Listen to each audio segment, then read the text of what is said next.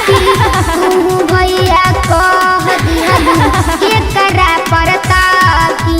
अभी सबर कर अभी लइका है।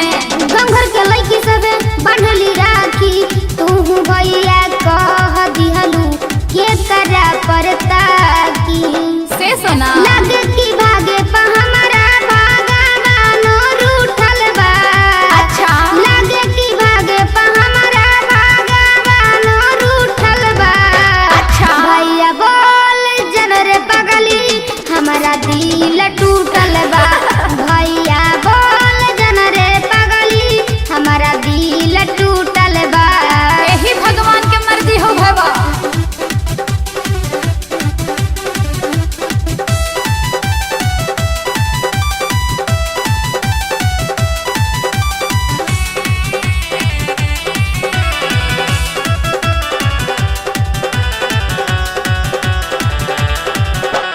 गोलुआ सनिया के हो गइले शादी सौरभ के जिंदगी में लिखल बर्बादी।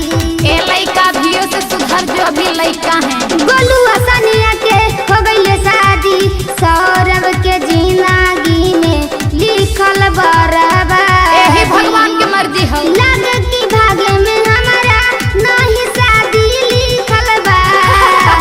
लगे की भागे में हमारा नहीं शादी लिखल बा। सही बात है। भैया बोल जन रे पगली हमारा दिल टूटल बा।